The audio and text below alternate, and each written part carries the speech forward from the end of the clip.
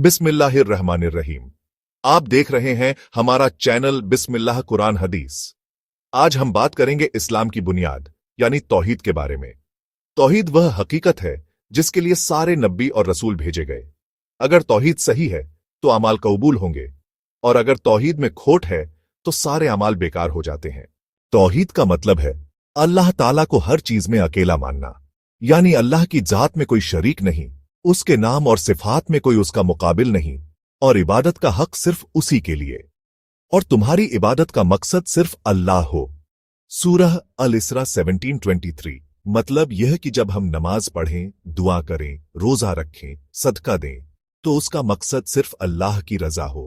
अगर इंसान इबादत किसी और को खुश करने के लिए करता है, चाहे वो कोई बुजुर्ग हो, दरगाह हो या दुनिया की शोहरत, तो यह तौहीद के खिलाफ है।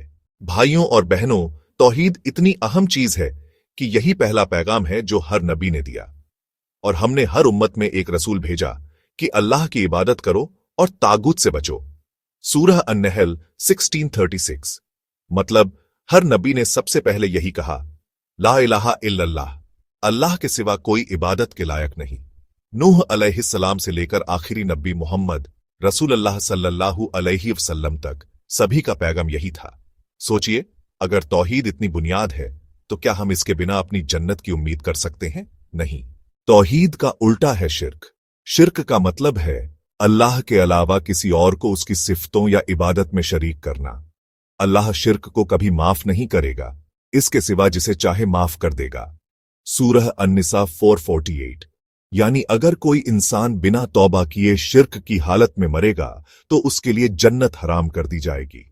सबसे बड़ा गुनाह यह है कि तुम अल्लाह के साथ किसी को शरीक ठहराओ जबकि उसी ने तुम्हें पैदा किया। सही बुखारी 26:54, मुस्लिम 86। आज के दौर में बहुत से लोग अल्लाह को मानते हैं, लेकिन दुआ और मदद दूसरों से मांगते हैं। कभी किसी दरगाह से, कभी किसी पीर से, कभी कब्र से। ये सब शिर्क है। भाइयों, अल्लाह ने साफ कहा है कि दुआ सिर्फ उसी से की जाए। रसूलुल्लाह सल्लल्लाहु अलैहि वसल्लम ने फरमाया, जिसने कहा ला इलाहा इल्लल्लाह और शिर्क से बचा रहा, वह जन्नत में दाखिल होगा। सहीह बुखारी 3435, मुस्लिम 26।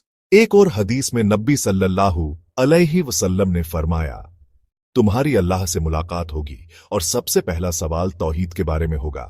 सही मुस्लिम 27। तौहीद को जिंदगी में कैसे लाएं?